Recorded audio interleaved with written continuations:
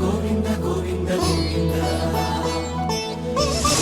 గోవింద గోవింద గోవింద గోవింద గోవింద.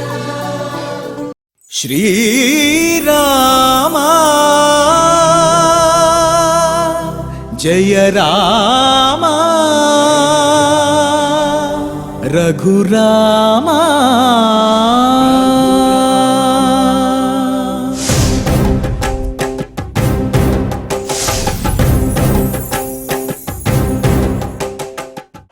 ఓం నమో వెంకటేశాయ. రామచంద్రచరిత కథామృతం లక్ష్మణాగ్రజ గుణానుకీర్తనం రాఘవేశ తవ పాదసేవనం సంభవంతు మమ జన్మ జన్మని.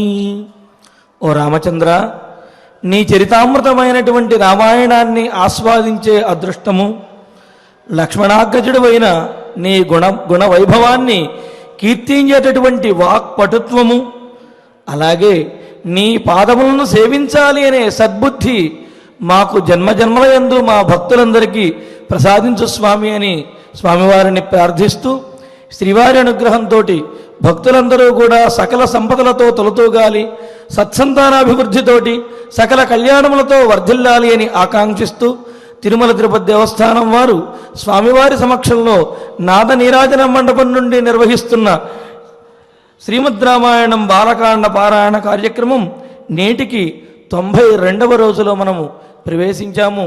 శ్రీ గురు ధ్యానంతో సంకల్పపూర్వకంగా మనందరము కలిసి ప్రారంభించుకుందాము. ఓం నమో వెంకటేశాయ. శ్రీ గురు ధ్యానం.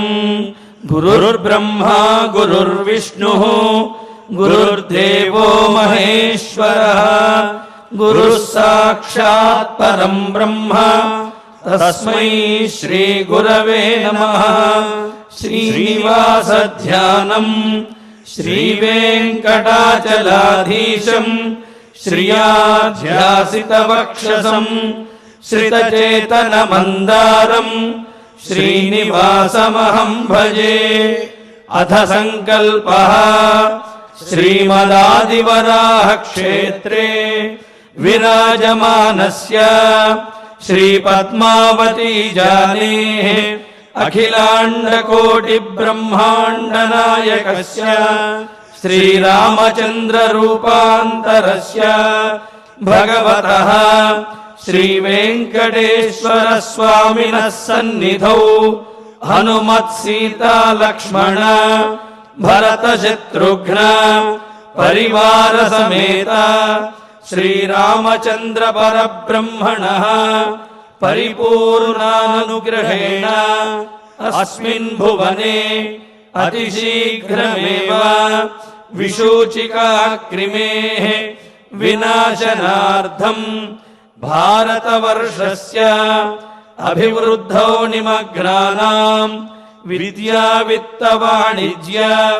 కృషి వైద్య వైజ్ఞానిక దేశరక్షణాదిరంగేషు విద్యమానానాం ఆస్తిక మహాజనానాం సర్వేషాం సకుటుంబానాం ఆయురారోగ్యైశ్వర్య సద్బుద్ధి ఇత్యాది సర్వశుభఫలప్రాప్త్యర్థం తేషాం సర్వతోముఖాభివృద్ధి ద్వారా శ్రీరామరాజ్యస్య పునర్వ్యవస్థాపనార్థం అనూఢానాం శీఘ్రమేవ వివాహసిద్ధ్యర్థం దంపతీనాం అనుకూల దాంపత్య సిద్ధ్యర్థం సంతానార్థినాం శీఘ్రమేవ సత్సంతాన ప్రాప్త్యర్థం తతః పితృదేవతా ప్రీత్యర్థం గో సంరక్షణార్థం చ సకల సంపత్ప్రదే శ్రీమద్వాల్మీకి రామాయణాంతర్గతే బాలకాండే యథాశక్తి శ్లోక వ్యాఖ్యాన పురస్సరం 13 సర్గ శ్లోక పారాయణం తథా శ్రీమద్యోగ వాసిష్ఠే విశూచికా మహామారీ నివారకస్య మహామంత్రస్య పారాయణం శ్రీధన్వంతరి మంత్ర పారాయణం చ అన్యోన్యసాహాయ్యేన ఆచార్యముఖేన కరిష్యామహే. శ్రీవాల్మీకి ప్రార్థనా.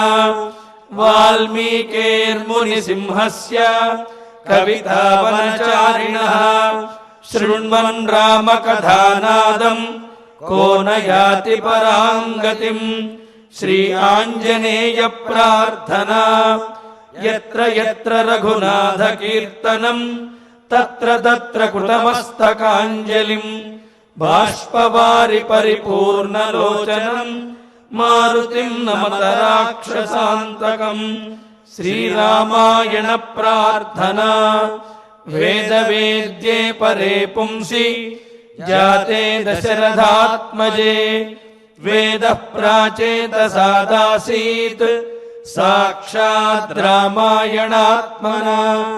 శ్రీరామ ప్రార్థనా. ఆపదామపహర్తారం దాతారం సర్వసంపదాం లోకాభిరామం శ్రీరామం భూయో భూయో నమామ్యహం. శ్రీరామచంద్ర పరబ్రహ్మణే నమః. అథ శ్రీమద్ రామాయణే బాలకాండే త్రయోదశః సర్గః. శ్రీ గురుభ్యో నమః. శ్రీ వెంకటేశ చరణౌ శరణం ప్రపద్యే. శ్రీరామాయ నమః. పునః ప్రాప్తే వసంతే తు పూర్ణః సంవత్సరోऽభవత్ ప్రసవార్థం గతో యష్టుం హయమేధేన వీర్యవాన్. రామచంద్ర ప్రభు ఎంత దయగల ప్రభువు, ఎంత ఉద్ధరించదలచి లోకాన్ని తాను అవతరించాడు. అది ఎప్పుడో కదా, ఒకానొక త్రేతాయుగంలో ఇంత కలి ప్రభావానికి గురి అయిపోయి ఈ బాధలతో ఉక్కిరిబిక్కిరైపోతూ ఏం చెయ్యాలో పాలుపోక ధనికుడా, అధికార, శక్తిమంతుడా, విద్యావంతుడా, వైజ్ఞానికుడా, ఎవరు రక్షకుడు, ఎక్కడ దారి తెన్నూ లేని స్థితిలో మనకి ఎప్పటికీ తరగని ఆనందాన్ని కొసరు కొసరు పంచి ఇవ్వడానికి ఎంతో సుదీర్ఘమైనటువంటి ప్రణాళికను పాలకులు అధికారుల రూపంలో బహుశా ఇలా సంకల్పించి ఉండి ఉంటాడు. మరి ఆ ఆనందాన్ని సాక్షాత్తుగా ఇచ్చేయచ్చుగా. ఆహా, అది రామ జననం దగ్గరో సీతా కళ్యాణం దగ్గరో చాలా వైభవంగా ఉండే ఘట్టాలవన్నీ. ఇంకా విశ్వామిత్రుల వారితో వెళ్ళేటప్పుడు ఆ యాగ సంరక్షణ బల అతిబల ఆ విద్యలు, అమ్మో, అవన్నీ చాలా గొప్పగా వర్ణించుకోవాలి. కానీ మరి ముందు ఈ ప్రయత్నమంతా ఎందుకు? అశ్వమేధ సర్గ ఎందుకు? ఋష్యశృంగుల వారి గురించి అంతలా చెప్పడం ఎందుకు? ఏ మహనీయుల్ని ప్రాతకాలంలో తలుచుకుంటే మన పాపాలన్నీ పోతాయో, మన మనస్సు శ్వేతపత్రంలాగా తెల్లటి రంగు పులిమినటువంటి గోడ ఒక ముగ్గుకి ముస్తాబై ఉన్నట్లుగా, ఒక బొమ్మ కోసం తయారు చేయబడినట్లుగా మనల్ని తీర్చిదిద్దడం కోసం. పిల్ల అందంగా కనిపించాలి అంటే ముస్తాబు చేయడానికి అమ్మ ఏం చేస్తుంది? ముందు శుభ్రంగా మొహం కడుక్కొని రా నాన్న, అప్పుడు పౌడర్ రాసి బొట్టు పెడతాను అంటుంది. మంచి మంచి బట్టలు వేస్తానంటుంది. ప్రొద్దుటే లేవగానే ఆ పట్టుపరికిడి తెచ్చుకుని వచ్చేస్తే ఇప్పుడు కాదు నాన్న అంటుంది. ఎంత అరిచి గీ పెట్టినా అప్పుడు వేస్తుందా? వెయ్యదు. ఆ నిద్ర ముఖాన్ని ప్రక్షాళన చేసుకుని శుభ్రంగా తయారై వచ్చిన తర్వాత అప్పుడు ఆ రకంగా పరమాత్మ వాల్మీకి మహర్షిలో దూరి వాల్మీకి మహర్షి చేత మనకి అందరికీ తెలియకుండానే ఏదో పెళ్ళి పేరంటం అన్నట్లుగా ఋష్యశృంగుల వారి గురించి అలా అలా అలా అందంగా వర్ణించి మనం దానికి మైమరచిపోయి మనం ఎప్పటి నుంచో ఇహ జన్మని జన్మాంతరేషు చ బాల్య యౌవన కౌమార వార్ధకేషు జాగ్రత్ స్వప్న సుషుప్త్యవస్థాసు రహసి ప్రకాశే చ, అమ్మో దీన్ని వర్ణించుకుంటే చాలాసేపు పట్టేస్తుంది. ఈ రకంగా ఉన్నటువంటి తామర తంపరగా అంటారే, అలా పరంపరగా ఉన్నటువంటి ఆ పాప పంకిలం ఏదైతే ఉందో, పాపపు రజ్జులు, ఆ తాళ్లన్నింటినీ, ఆ బంధాల్ని తెంచడం కోసం ఇలాంటి దయనీయమైన స్థితిలో మహనీయుల చరిత్ర వర్ణించి మనల్ని కూడా మానవత నుంచి మహనీయత వరకు పెంచడానికి, అభివృద్ధి చేయడానికి ఇలాంటి సన్నివేశాలన్నింటినీ మనకు అందిస్తున్నారు పరమాత్మ. అందులో అశ్వమేధం అనేది చాలా ఉత్కృష్టమైనటువంటి క్రతువు. క్రతువు అంటే దేవతలకి చేసే పూజ, యాగం అని అర్థం. అయితే ఎంత గొప్పది అంటే ఈ ప్రపంచంలో ఎంతటి దుఃఖాన్నైనా సరే పోగొట్టగలిగేంత గొప్పది అది. అది రాజైన వాడు చేయాల్సింది. మరి మామూలు వాళ్లకో మనలాంటి వాళ్లకో అంటారా? దాన్ని విన్నంత మాత్రం చేత ఆ భాగ్యం మనకి. సర్వం పాప్మానంతరతి తరతి బ్రహ్మహత్యాం అని మనం వివరించుకున్నాం నిన్న.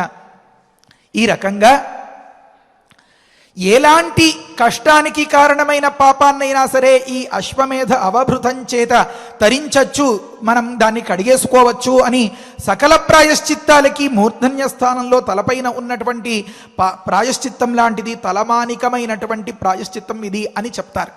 అలాంటి క్రతువును గురించి ఈ సర్గలో కొద్ది కొద్దిగా వర్ణించడం మొదలు పెడుతున్నారు. పూర్తిగా చెప్పుకోవాలంటే మరి ఇది రామాయణం కాదు, రామాయణం చెప్తున్నారా, ఇంకోటి ఏదైనా క్రతువులు చెప్తున్నారా, మీరు కల్పసూత్రం చెప్తున్నారా అంటారు.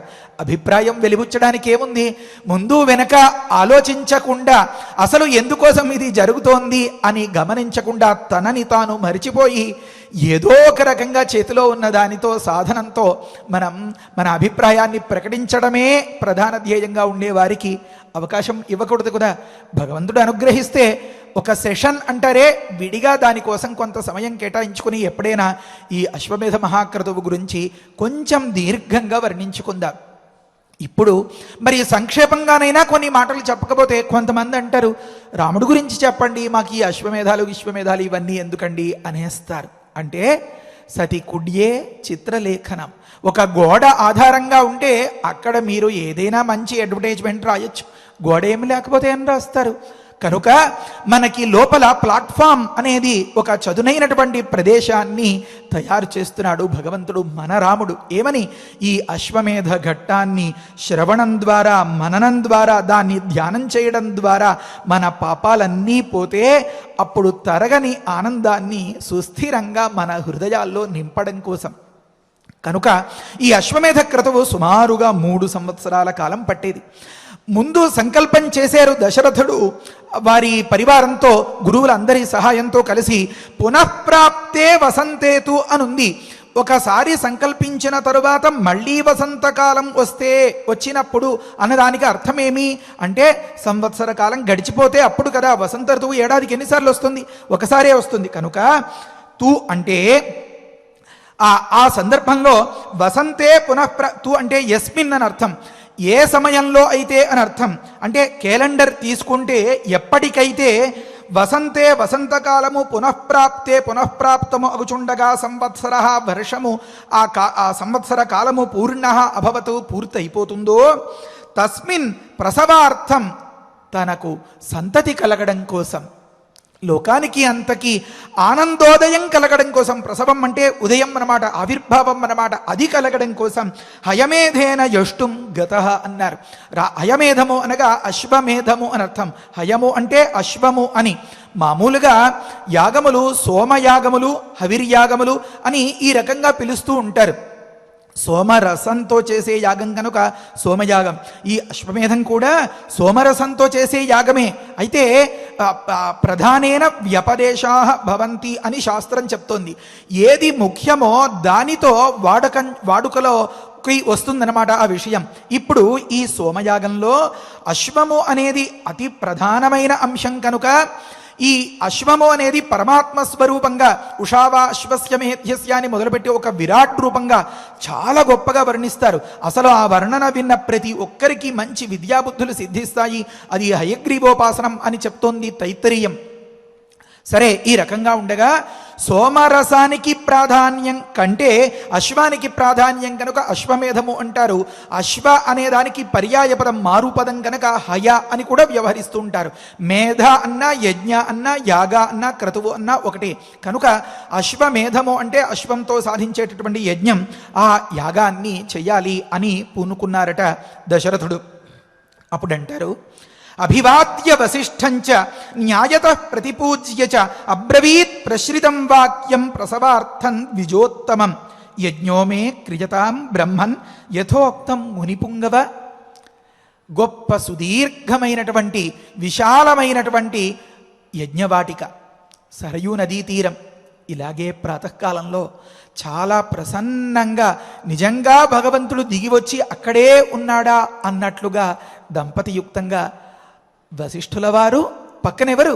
నిత్య సుమంగళి పరాశక్తిలాగా నిజంగా ఎప్పుడో రాబోయే సీతమ్మలాగా ఈనాడే అంత లక్ష్మీదేవిలాగా కళకళకళకళలాడిపోతూ కాళ్ళకి పసుపు, కంటికి కాటుక, నుదుట అంతటి కుంకుమ బొట్టు, తలలో పూలు, ఈ రకంగా కాళ్ళకి కడియాలు, చేతి నిండా గాజులు, చూసేటప్పటికీ ఇంత చెవుల తాటంకాలతో ఒక్కసారి సాష్టాంగం పడి నమస్కారం చేయాలి అని అనిపించిందిట దశరథ మహారాజుకి.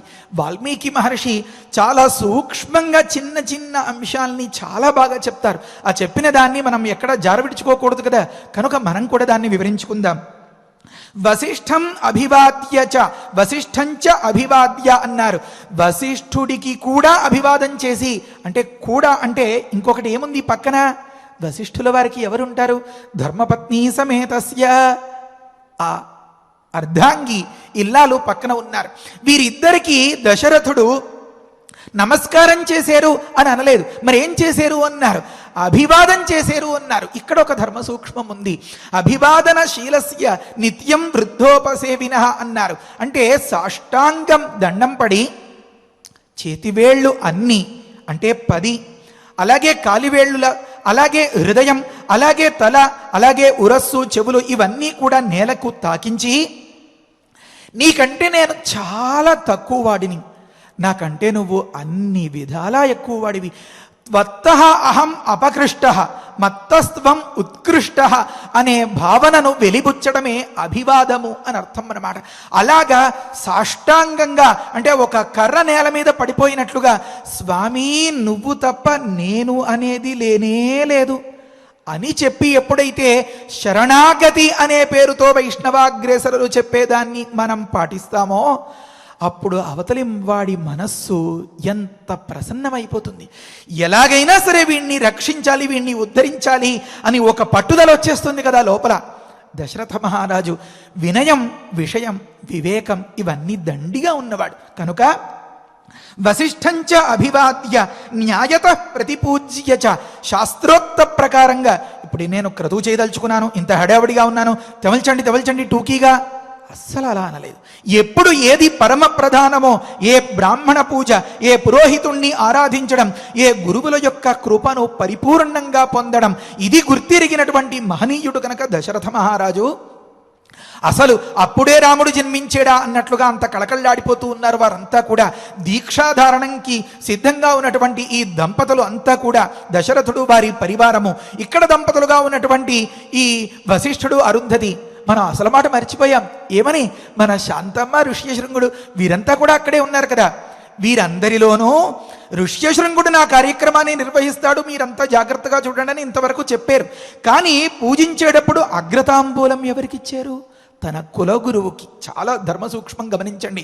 కులగురువైనటువంటి వశిష్ఠుణ్ణి దంపతి సమేతంగా అభివాదం చేసి ఏకాస్త తత్తరపాటు లేకుండా, హడావిడి పడకుండా న్యాయంగా శాస్త్రోక్త విధానంతో పూజ చేసి గౌరవం చేసి ప్రసవార్థం తనకు పుత్ర సంతతి కలగడం కోసం, అంతేకాదు ఈ యజ్ఞం సిద్ధించడం కోసం, అంతేకాదు లోకానికి అంతకి కళ్యాణం సిద్ధించడం కోసం ప్రశ్రితం వాక్యం ద్విజోత్తమం అబ్రవీత్ అన్నారు. ఒక మంచి మాట మాట్లాడారు. ఎటువంటిది ఆ మాట? ప్రశ్రితమైన మాట, చాలా వినయంతో కూడినటువంటి మాట. అంతేనా? ఎంతో ప్రేమతో కూడిన మాట. అంటే గురువు పట్ల అవసరం కోసం కనబరిచేటటువంటి పైకి వెలిబుచ్చేటటువంటి ఆదరణ ఉండాలా, హృదయపూర్వకమైనటువంటి ప్రేమాభిమానాలు ఉండాలా. తన తలరాతను ఎప్పుడో చేసుకున్నటువంటి దుష్కృతాన్ని, అంతని తరగని దుఃఖాన్ని పంచి ఇచ్చేదానిని కూడా మనం వెనక అనుకున్నాం. నచ్చని చోట ఒక ముగ్గు చుక్క తేడా వస్తే ఆడది ఎడమకాలి మడమతో తుడిచి చెరిపేసినంత తేలికగా చెరిపేసేటటువంటి ఆ సద్గురువు పట్ల మనం ఎలా వ్యవహరించాలి? హృదయపూర్వకమైనటువంటి ప్రేమతో వ్యవహరించాలి. కనుక అంత హృదయపూర్వకమైనటువంటి ప్రేమతో, ఏమా ప్రేమ అంటే నువ్వు తప్ప నాకొక వేరొక దిక్కు లేదు అనే భావం అన్నమాట. నువ్వే నాకు శరణము అని. అనన్య శరణ అంటారు. అన్యుడు ఇతరుడు శరణుడుగా అంటే రక్షకుడుగా లేనివాడను నేను స్వామి గురో, నువ్వే నన్ను రక్షించాలి అనే భావం అన్నమాట. ఆ భావం అంతా ఆ కళ్ళల్లో అంటే హావంలో, ఆ భావంలో, ఆ చేష్టల్లో అంతా కూడా కనిపించిపోతుందన్నమాట దశరథ మహారాజు దగ్గర. దశరథ మహారాజు వెంటే వారి ధర్మపత్నులంతా కూడా అన్నమాట. వీరంతా కూడా చాలా భక్తి శ్రద్ధలతో వినయ విధేయతలతో ఆ గురు దంపతులిద్దరికీ నమస్కరిస్తే దశరథుడు మాట్లాడుతున్నారు. వాతావరణం అంతా చాలా ప్రశాంతంగా ఉంది. ఒక్కటే మాట చాలా గంభీరంగా ఎంతో ఆదరంతో గుండెల్లోంచి పొంగుకొస్తున్నటువంటి ప్రేమను ప్రతి అక్షరంలో కనబరుస్తూ ఉంది. ఆ మాట ఏమని అంటే ప్రశ్రితం వాక్యం ద్విజోత్తమం. ద్విజులు అంటే మనం అనుకున్నాం జన్మచేత ఒకసారి, సంస్కారం చేత గాయత్రీ మంత్ర ప్రభావం చేత మరొకసారి, 2 సార్లు పుట్టిన వాళ్లలో ఉత్తమోత్తముడైనటువంటి కులగురువైనటువంటి వశిష్ఠ మహర్షిని గూర్చి అబ్రవీతు ఇలా పలికేరట. ఏమని? యజ్ఞోమే క్రియతాం బ్రహ్మన్ యథోక్తం మునిపుంగవ అన్నారు. ఓ మునిపుంగవ, పుంగవ అంటే చాలా ఉత్తముడు, శ్రేష్ఠుడు, పురుష పుంగవుడు అని అంటూ ఉంటారు. ఈ శబ్దాన్ని దేని పక్కన తగిలిస్తే వాళ్లలో వాళ్ళు చాలా గొప్పవాళ్ళు అని అర్థం వస్తుందన్నమాట. మునులలోకెల్లా పుంగవుడు అన్నమాట. మును అంటే ఏమి? కేవలం మాట్లాడకుండా ఉండేవాళ్ళు ముని కాదు, అది నిశ్శబ్దం అని అర్థం. మరి ముని అంటే ఏ నామాన్ని ఉచ్చరిస్తూ ఉంటే తన లోపల ఉండేటటువంటి అంతర్యామిగా ఉన్న ఈ విశ్వమంతా వ్యాపించినటువంటి ఆ పరమాత్మకు చెప్పలేనంత తృప్తి, అఖండమైనటువంటి ప్రీతి కలుగుతుందో ఆ మాటలను, ఆ మాటల లాంటి మంత్రాలను మాత్రమే ఉచ్చరిస్తూ వేరొక భావన ఏదీ లేకుండా మననశీలుడుగా ఉండేటటువంటి, మననం అంటే తలుచుకోవడం, తలుచుకోవడమే స్వభావంగా ఉన్నటువంటి మహనీయుణ్ణి ముని అనాలి.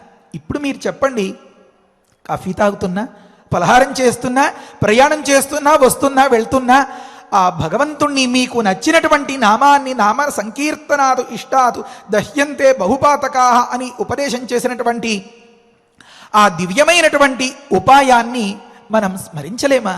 మనం మునులం కాలేమా?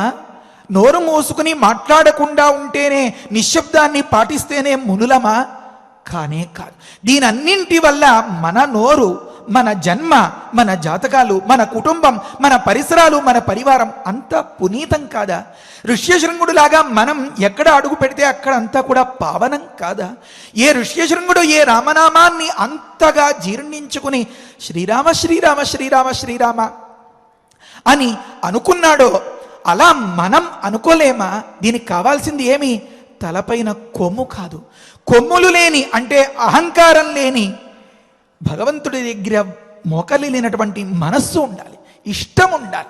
కనుక ఎంతో ఇష్టంగా ఇది నాకు బాధ్యత, బరువు అని భావించకుండా ఉండు కంగారు పడక ఇంకొక 5 నిమిషాల్లో సహస్రం అయిపోతుంది అని చెప్పి గబగబగబగబా మాల తిప్పితే అది ఎవరి కోసం? ఈ లెక్క ఎవరికి కావాలి? ఎవరు పెట్టుకోవాలి ఈ లెక్క? దీన్ని గమనించి మహర్షి మనని కూడా నువ్వు సామాన్యుడివి కాదు, జంతువునాం నరజన్మ దుర్లభం, కనుక ఈ వశిష్ఠాదులంతా కూడా నీ మాదిరే 2 కళ్ళు, ముక్కు, చెవులు, కాళ్ళు, చేతులు ఉండి వాళ్ళకి ఆకలి, వాళ్ళకి దాహం, లేకపోతే వాళ్ళకి ఏదో ప్రేమ, అభిమానం, పుత్రులు, లేకపోతే వాత్సల్యం ఇదంతా ఉన్నవాళ్లే. నువ్వు కూడా అంతటి వాళ్లవు కాగలుగుతావు.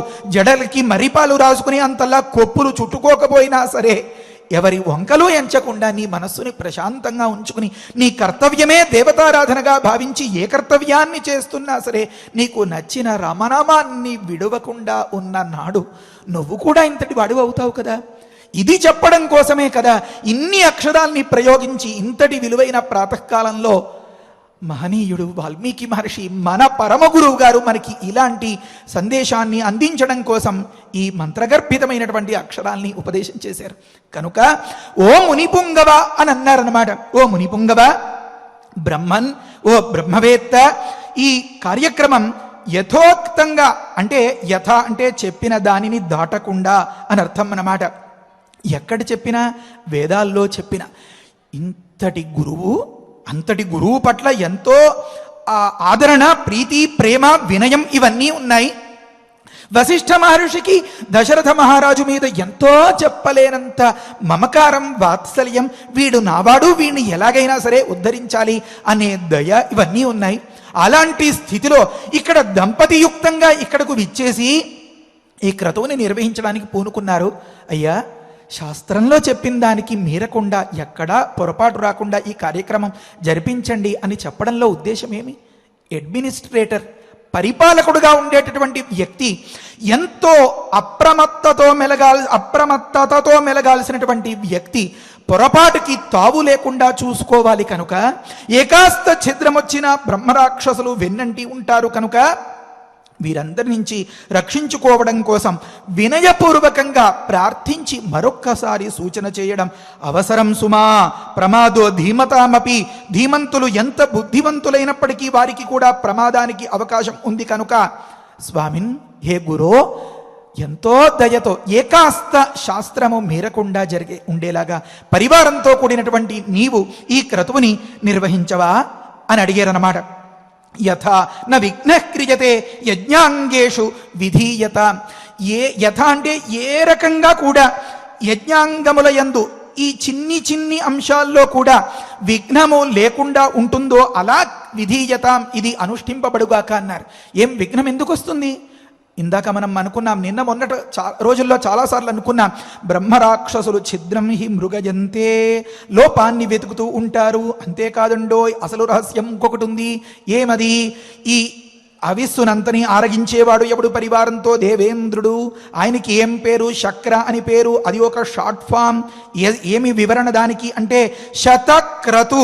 మనకి అనడానికి పలకడానికి చాలా కష్టంగా ఉంటుందని ఈ సంక్షేపంగా చెప్పడం కోసం SMS అన్నట్లుగా, లేకపోతే TTD అన్నట్లుగా శతాలో షా తీసి క్రతులో క్రా తీసి శక్ర అని పేరు పెట్టుకుని తిరుగుతున్నట్ట. ఏమి అసలు రహస్యం? 100 అశ్వమేధ యాగాలు చేసి ఆ సింహాసనంలో కూర్చున్నాడు. ఒక ఉన్నత పదవిలో కూర్చున్నవాడు అది పట్టుకుని అలా వెళ్లాడుతూనే ఉండాలని ఒక స్వభావం కాపోలు కనుక వీడు ఈవేళ ఒకటి చేస్తే ఒకదానికి అవకాశం ఇస్తే రెండో దానికి వస్తుంది. ఇలా 2, 3, 4, 100 పూర్తయిపోతే నా కుర్చీ లాగేసుకుంటాడేమో అని చెప్పి ఆ బెంగతో ఎక్కడ అశ్వమేధం జరుగుతున్నా కొంచెం ఏకాస్తైనా సరే లోపం ఉంటుందా, మనం ఏదైనా దీన్ని కాస్త కొంచెం చెదరగొట్టగలుగుతామా, అలా ప్రయత్నిస్తూ ఉంటాడట. ఎంతో గాబరా, పాపం గజగజ వణికిపోతూ ఉంటాడు ఒకటి ఏదైనా జరుగుతోంది అంటే. అయితే తాత్పర్యం ఏంటంటే జరిగే ప్రతి శుభకార్యాన్ని చెడగొట్టేయాలని కాదు, అలా ఒకటి ఎదురు మనకి పడినప్పుడే దాన్ని మనం ఎదుర్కోగలుగుతాం. అంత ధీటుగా ఎదుర్కోవాలి అంటే అంత మానసిక సన్నద్ధత ఉండాలి. అంత మానసిక సన్నద్ధత ఉండాలంటే ధర్మం పట్ల అంత అపేక్ష ఉండాలి. అపేక్ష ఉండి దాని పట్ల మనం మానసిక సన్నద్ధతను కూర్చుకోగలిగిన నాడు మనం దాన్ని శ్రద్ధగా పాటిస్తాం. ఈ శ్రద్ధ యొక్క తారతమ్యం ఎంత అని కొలవడానికి దేవేంద్రుడు పెట్టేటటువంటి ఆ పరీక్షలు ఒక స్కేల్ అన్నమాట, కొలవద్ద అన్నమాట. కనుక ఈ విధమైనటువంటివి ఎక్కడ తావు లేకుండా, వీటికి అవకాశం లేకుండా ఈ క్రతువుని నడిపించాలి అని భావం అన్నమాట. అంటారప్పుడు వశిష్ఠుల వారి చూపుల్లో, నాయనా నువ్వు చెప్పాలా నాకు అని ఈ రకంగా మొదలుపెట్టి, మరి ఇప్పుడు ఆ డైలాగులన్నీ కూడా చెప్తే మనకి చోటు చాలదు కనుక ఇలా ఉన్న వశిష్ఠుల వారిని చూస్తే దశరథుడికి అంటే కళ్ళతోనే మాట్లాడేసుకుంటున్నారు వాళ్ళు. అలా వెంటనే చెప్తున్నారు, భవాన్ స్నిగ్ధ సుహృన్మహ్యం గురుశ్చ పరమో మహాన్ ఓఢవ్యో భవతా చైవ భారో యజ్ఞస్య చోద్యతః. తండ్రి, భవాన్ అంటే చాలా గౌరవంగా చెప్పే మాట అన్నమాట. అగౌరవంగా అంటే సామాన్యంగా చెప్పాలి అంటే త్వం అనాలన్నమాట, నువ్వు అని. భవాన్ అంటే తమరు అని అర్థం అన్నమాట. మనం ఎప్పుడైనా సరే మంచిగా గౌరవంగా మాట్లాడేటప్పుడు అయ్యా స్వామి తమరు అని అంటాం కదా, అలా తమరు వశిష్ఠుల వారు గురువుగారు మీరు నాకు చాలా స్నిగ్ధులు, చాలా సుహృతు. మహ్యం అన్నారు, మహ్యం అంటే నాకు అని అర్థం. స్నిగ్ధుడు అంటే ఏమి? అసలు ఆ పదమే ఎలా తయారైందంటే జిడ్డు అనే అర్థాన్ని ఇచ్చే స్నేహ ప్రీతవ్ అని ఒక దగ్గర నుంచి తయారైందనమాట. అంటే మామూలు మాటల్లో మనకు అర్థమయ్యేలా చెప్పాలంటే ఏదైనా చేతికి అంటుకుంటూ ఉంటే దుమ్ము ధూళి దాన్ని ఇలా కుళాయి కింద ట్యాప్ కింద పెట్టి కడిగేసుకుంటే తీరిపోతుంది. జిడ్డు అంటుకుంటే మాత్రం అంత తేలిగ్గా తీరుతుందా? ఆ సోపో ఏదో రాసి బాగా బాగా బాగా బాగా బాగా కడగాలి. అంటే ఏది? ఒక పట్టాన్ని విదలని ఒక గుణం ఉంటుంది దానిలో, దాన్ని స్నేహ గుణం అంటారు. ఆ గుణం ఎవరిలో అయితే ఉంటుందో మనలో ఉపకార దృష్టి మాత్రమే చూసి, అంటే మన వల్ల ఫలితాన్ని మాత్రమే ఆశించి అవసరం తీరిపోయిన తర్వాత తోక జాడించేలాంటి గుంటనక్కల దృష్టిలతో బుద్ధులతో కాకుండా, అవసరం ఉన్నా లేకపోయినా సరే మనకి అవసరం ఎప్పుడొస్తుందో అని కాచి వేచి చూచేటటువంటి స్వభావం ఉండేవారు ఎవరైతే ఉంటారో జిడ్డులాగా అంటి పెట్టుకుని ఉంటారు కనుక స్నేహితులు అన్నారన్నమాట. ఈ స్నేహిత అనే మాటకి పర్యాయమే స్నిగ్ధ అనే మాట. నువ్వు నాకు నిజమైన స్నేహితుడివి. నిజమే. యజమాని అన్న వ్యక్తికి అసలైన స్నేహితులు ఎవరు? ఇల్లాలకి తనకి కలిపితే గురువులు, అంతకంటే వేరొకరు లేరు అన్నమాట. కనుక భవాన్ తమరు నాకు స్నిగ్ధ, అత్యంత స్నేహితుడు, అంటే నియరెస్ట్ ఫ్రెండ్ అనేదో చెప్తూ ఉంటారే ఆ రకంగా. అంతేకాదు సుహృతు అన్నారు. అన్నంటే మంచి, హృదు అంటే మనస్సు కలవాడు. స్నేహితుడికి ఉండాల్సిన లక్షణమే ఇది. ఏమండి, స్నిగ్ధ అంటేనే మంచి హృదయం లేనిదే స్నేహితుడు కాలేడు కదా. ఆ ఒక్క మాటతోనే చాలు కదా. సుహృత్ ఈ అక్షరాల్ని అదనంగా ఎందుకంటే మళ్ళీ చెప్పారు అని అడిగారట. అంటే అక్కడ చెప్తారు సుహృద స్నిగ్ధత్వ అవ్యభిచారాత్ అతిశయ ప్రతిపత్తయే. స్నిగ్ధేది విశేషణం అంటారు. వ్యాఖ్యానం చదవాలి, సంస్కృతం తెలుసుకోవాలి. ఈ రుచిని ఇంకా మనం తాగే కోక్లో ఆఖరి బొట్టు దాకా ఆస్వాదించినట్లుగా ఆస్వాదించగలుగుతామన్నమాట. సరే, ఇప్పుడు మనం అనువాదం చేసుకుని దాన్ని అర్థం చేసుకుందాం. ఎక్కడ స్నిగ్ధుడు స్నేహితుడు అని ప్రయోగించినా అక్కడ సుహృత్వం అనేది ఉంటుంది. కానీ అది ఇంకా తారాస్థాయిలో ఉంది అని చెప్పడం కోసం సుహృతు అనే విశేషణాన్ని, అంటే దానికి జతగా ఇంకొక మాటని జోడించారట. అయితే ఇంకొక మాట చెప్తారు. ఏమనంటే దశరథుడు లోపల ఉండేటటువంటి హృదయం అలా ఉందన్నమాట. మనం పట్టుకోలేని ఆనందంతో, ఆపుకోలేని ఆదరంతో ఎక్కడైనా ఒక మాటను మాట్లాడుకుంటున్నాం అనుకోండి. అలాంటి సందర్భంలో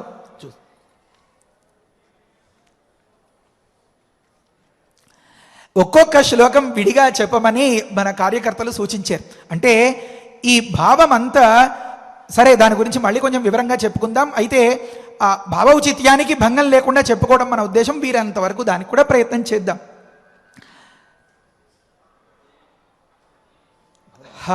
ఎక్కడున్నాం? భవాన్ స్నిగ్ధ. అసలు ఇన్ని రకాల అంతరాయాల్లో, ఇంత ఒత్తిళ్లలో నోట మాట ఎలా పలుకుతుందో ఆ భగవంతుడే పలికించాలి. ఎందుకంటే సందర్భం వచ్చింది కదా, మరి ఓపెన్గా విప్పి చెప్పుకోవాలి. వ్యాఖ్యానాలు రకరకాలుగా ఉంటాయి, దీనిలో పాఠభేదాలు రకరకాలుగా ఉంటాయి. ఇక్కడ కార్యకర్తలు సిద్ధం చేసిన శ్లోకాలు వరుస ఒక రకంగా ఉంటుంది అనుకోండి. దీన్ని అంతని మార్చి మనం వేరేలాగా చేసి, అంటే ఏదో పెళ్లిపీటల మీద కూర్చున్న వాడిని లేపి నువ్వు వేరే పనికి వెళ్ళు అన్నంతగా మార్చేసి పురమాయించడం కష్టం. కనుక వీలైనంత వరకు దాన్ని అనుసరించుకుంటూ వెళ్దాం. అయితే ఈ తయారయ్యి సిద్ధంగా అన్వయించుకోవడానికి ఒకలాగా పెట్టుకున్నటువంటి ఆ పదాల్ని ఈ శ్లోకాల విభాగంతో ముందుకి వెనక్కి జరుపుకోవాలి అంటే అది ఇక్కడికి వచ్చిన తర్వాత మళ్ళీ అదొక కొత్త ప్రయత్నం అయిపోతుంది.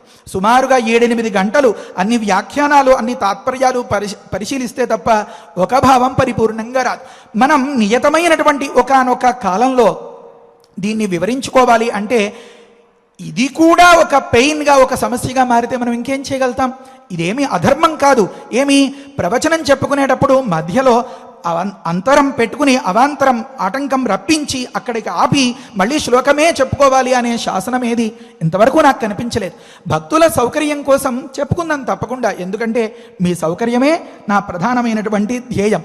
సరే, ప్రకృతంలో భవాన్ స్నిగ్ధ సుహృన్ మహ్యం గురుశ్చ.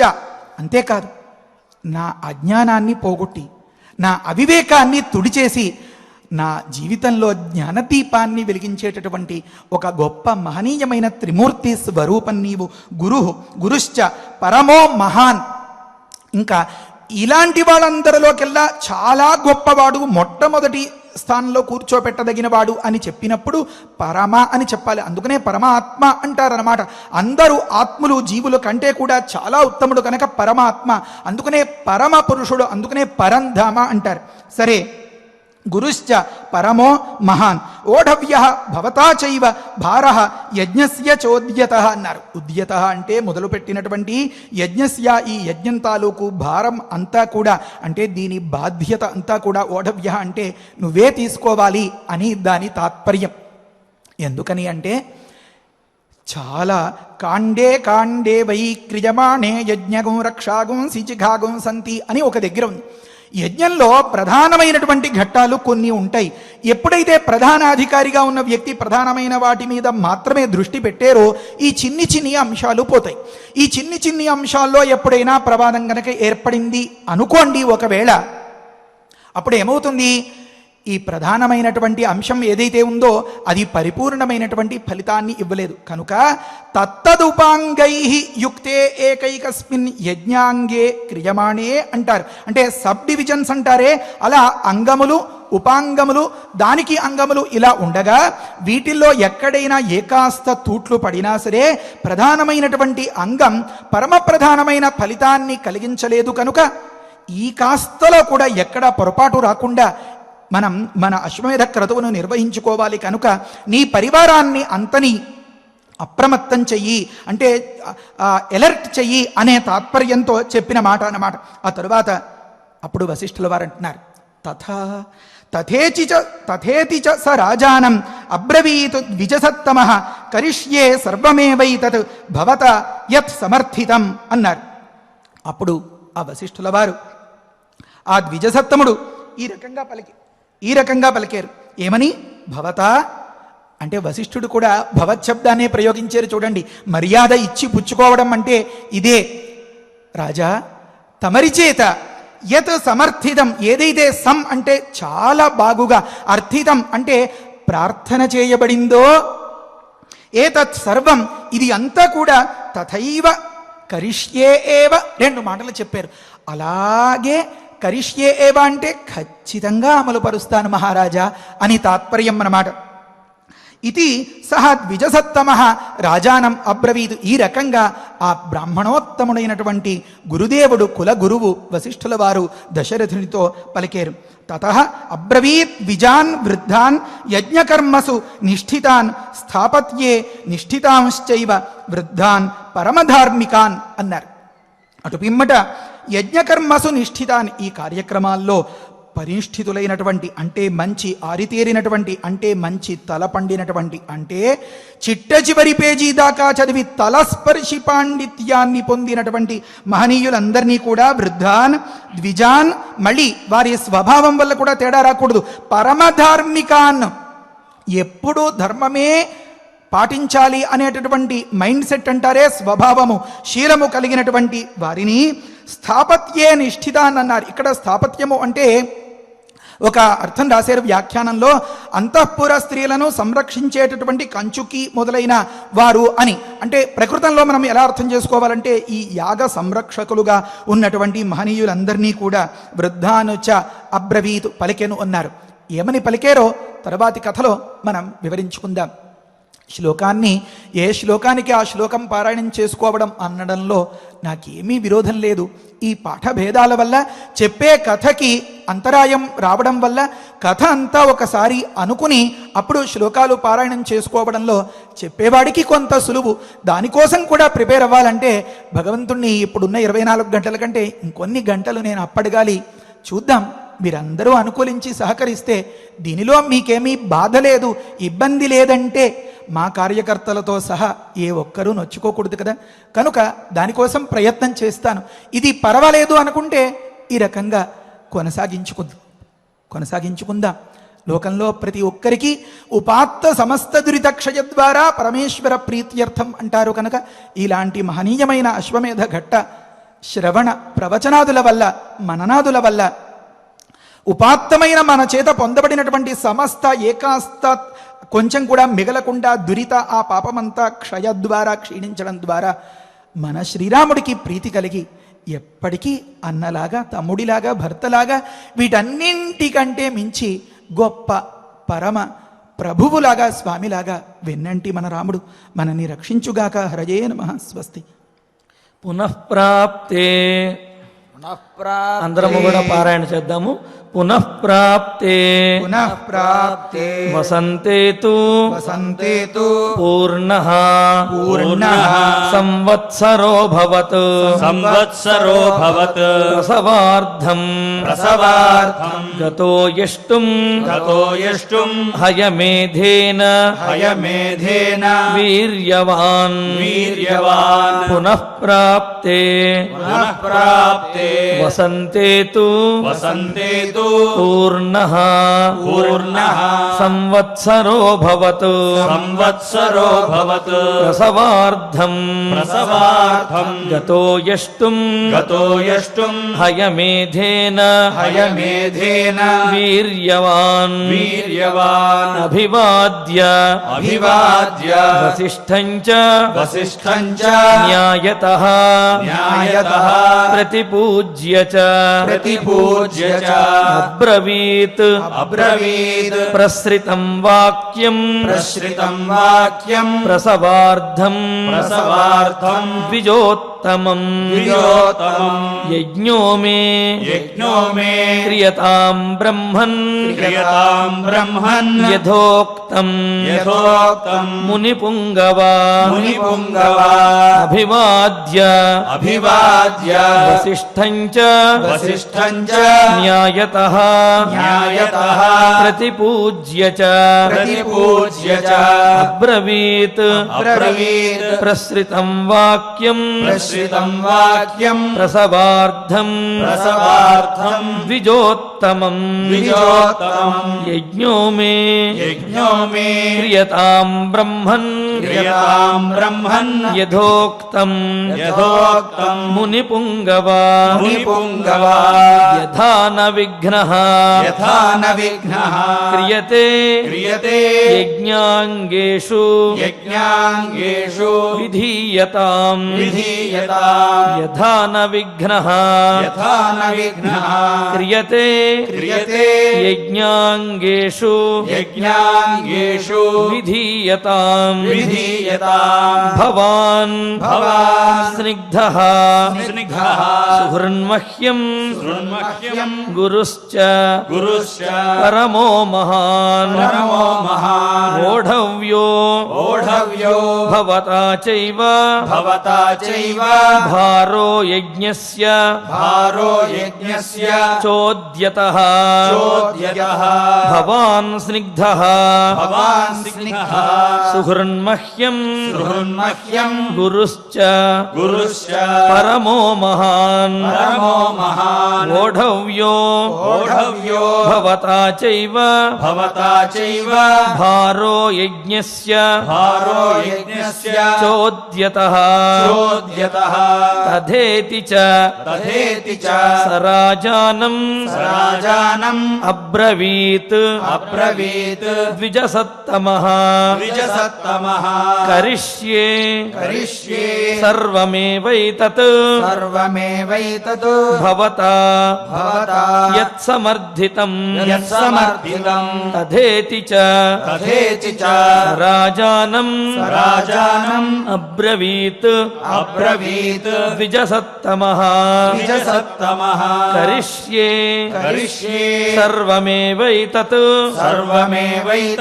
భవతా యత్సమర్థితం తతో బ్రవీత్ ద్విజాన్ వృద్ధాన్ యజ్ఞకర్మసు నిష్ఠితాన్ స్థాపత్యే నిష్ఠితాంశ్చైవ వృద్ధాన్ పరమధార్మికాన్ తతో బ్రవీత్ ద్విజాన్ వృద్ధాన్ యజ్ఞకర్మసు నిష్ఠితాన్ స్థాపత్యే నిష్ఠితాంశ్చైవ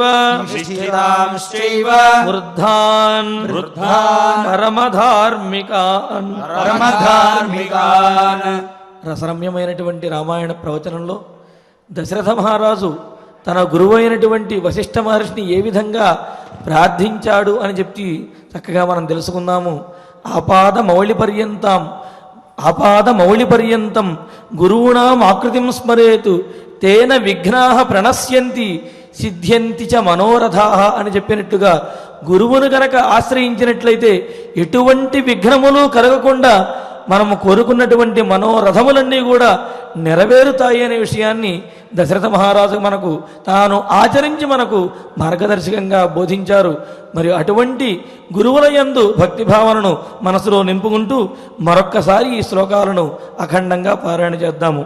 పునఃప్రాప్తే వసంతే తు పునఃప్రాప్తే వసంతే తు పూర్ణ సంవత్సరో భవత్ పూర్ణ సంవత్సరో భవత్ ప్రసవార్ధం గతో యష్టుం ప్రసవార్థం గతో యష్టుం హయమేధేన వీర్యవాన్ హయమేధేన వీర్యవాన్ అభివాద్య వసిష్ఠం చ అభివాద్య వసిష్ఠం చ న్యాయతః ప్రతిపూజ్య చ న్యాయతః ప్రతిపూజ్య చ అబ్రవీత్ ప్రసృతం వాక్యం అబ్రవీత్ ప్రశ్రితం వాక్యం ప్రసవార్ధం ద్విజోత్తమం ప్రసవార్థం ద్విజోత్తమం యజ్ఞో మే క్రియతాం బ్రహ్మన్ యజ్ఞో మే క్రియతాం బ్రహ్మన్ యథోక్తం మునిపుంగవ యథోక్తం మునిపుంగవ యథా న విఘ్నః క్రియతే యథా న విఘ్నః క్రియతే యజ్ఞాంగేషు విధీయతాం యజ్ఞాంగేషు విధీయతాం భవాన్ స్నిగ్ధः సుహృన్మహ్యం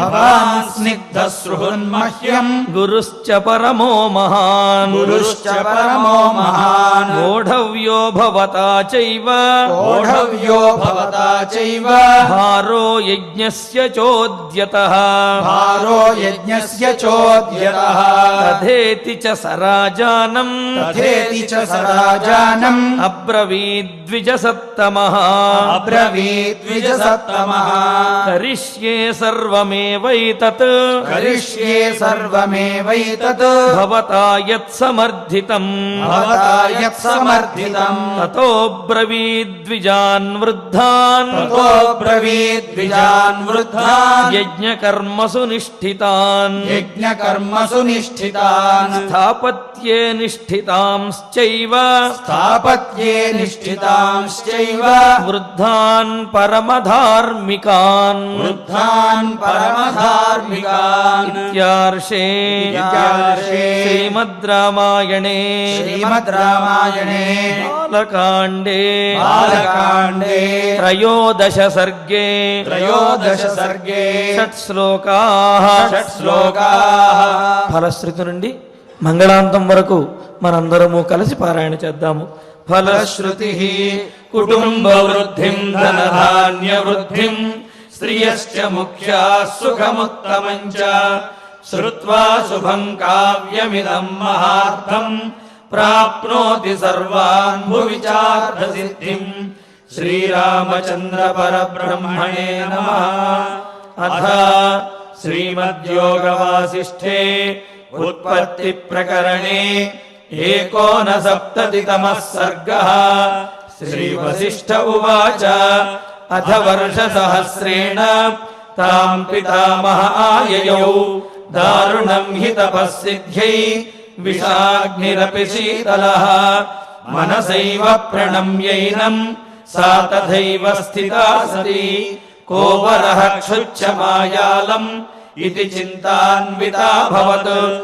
ఆస్మృతం ప్రార్థయిష్యేహం వరమేకమిమం విభుం అనాయసీ చాయసీ చ స్యామహం జీవసూచికా అస్యోక్త్యా ద్వివిధా సూచిః భూత్వా లక్ష్యావిశామ్యహం ప్రాణినాం సహ సర్వేషాం హృదయం సురభిర్యథా యథాభిమతమేతేన గ్రసేయం సకలం జగత్ క్రమేణ క్షుద్వినాశాయ క్షుద్వినాశః పరం సుఖం ఇది సంచింతయంతీం తాం ఉవాచ కమలాలయః. అన్యా దృశ్యాస్తథా దృష్ట్వా స్తనితాభ్రరవోపమం బ్రహ్మోవాచ పుత్రికర్కటికే రక్షః కులశైలాభ్రమాలికే ఉత్తిష్ఠత్వం తు దుష్టోస్మి గృహాణాభిమతం వరం. కర్కట్యువాచ భగవన్ భూతభవ్యేష శ్యామహం జీవసూచికా अनायसी जायसी च विधेर्पयसि चेद्वरम् श्रीवसिष्ठ उवाच एवमस्त्विदितामुक्त्वा पुनराह पितामहः सूचिकासोपसर्गात्वम् भविष्यसि विशूचिका सूक्ष्मया मायया सर्वलोकहिंसाम् करिष्यसि दुर्भोजना दुरारम्भाः मूर्खा दुःस्थितयश्च ये दुर्देशवासिनो दुष्टाः तेषाम् हिंसाम् करिष्यसि प्रविश्य हृदयम् प्राणैः पद्मप्लीहादिबाधनात् वातलेखात्मिका व्याधिः भविष्यसि विशूचिका सगुणम् विगुणम् चैव जनमासादयिष्यसि गुणान्वितचिकित्सार्थम् मन्त्रो यन्तुमयोच्यते ब्रह्मोवाच हिमाद्रेरुत्तरे पार्श्वे कर्कटी नाम राक्षसी विशूचिकाभिधाना सा नाम्नाप्यन्यायबाधिका तस्याः मन्त्रः ॐ ह्रीं ह्रां ह्रीं ह्रां विष्णुशक्तये नमः ॐ ह्रीं ह्रां ह्रीं ह्रां विष्णुशक्तये नमः ॐ ह्रीं ह्रां ह्रीं ह्रां विष्णुशक्तये नमः ॐ नमो भगवति विष्णुशक्तिमेनाम् ॐ हर हर नय नय पच पच मथ मथ उत्सादय उत्सादय दूरे कुरु स्वाहा हिमवन्तं गच्छ जीव सह सह सह चन्द्रमण्डलगतोऽसि स्वाहा ॐ नमो भगवति विष्णुशक्तिमेनाम् ॐ हर हर नय नय पच पच मथ मथ उत्सादय उत्सादय दूरे कुरु स्वाहा हिमवन्तं गच्छ जीव सह सह सह चन्द्रमण्डलगतोऽसि स्वाहा ॐ नमो भगवति विष्णुशक्तिमेनाम् ॐ हर हर नय नय पच पच मथ मथ उत्सादय उत्सादय दूरे कुरु स्वाहा हिमवन्तं गच्छ जीव सह सह सह चन्द्रमण्डलगतोऽसि स्वाहा इति मन्त्री महामन्त्रम् यस्य वामकरोदरे मार्जयेदातुराकारम् तेन हस्तेन संयुतः हिमशैलाभिमुख्येन विधृताम् ताम् विचिन्तयेत् कर्कटीम् कर्कशाक्रन्दाम् मन्त्रमुद्गरमर्दिताम् आतुरम् चिन्तयेच्चन्द्रे रसायनहृदि स्थितम् अजरामरणम् युक्तम् मुक्तम् सर्वाधिविभ्रमैः साधको हि शुचिर्भूत्वा स्वाचान्तः सुसमाहितः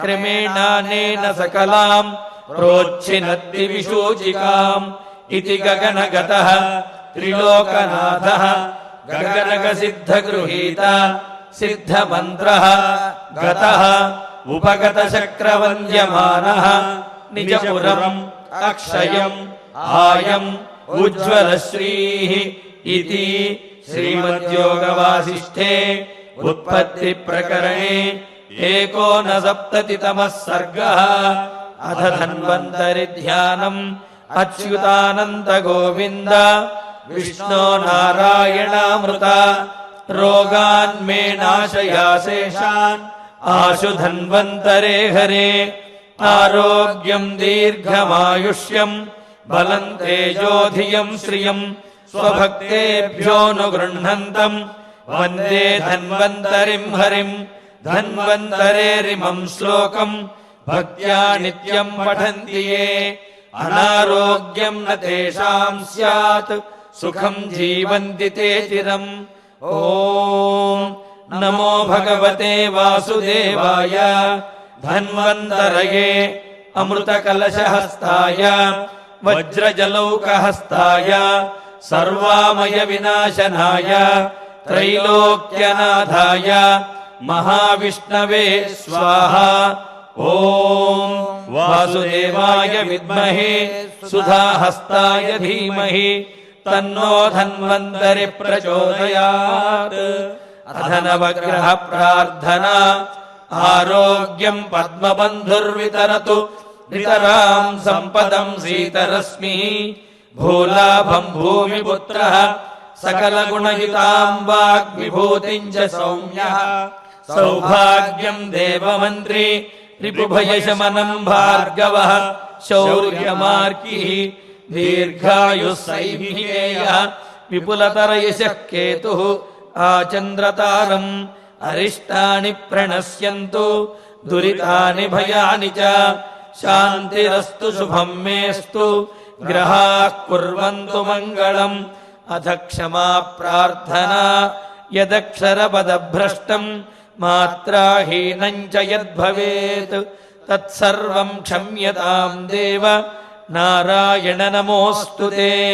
అథ భగవత్సమర్పణం కాయేన వాచా మనసేంద్రియైర్వా బుద్ధ్యాత్మనా వా ప్రకృతే స్వభావాత్ కరోమి యద్యత్ సకలం పరస్మై నారాయణాయేతి సమర్పయామి.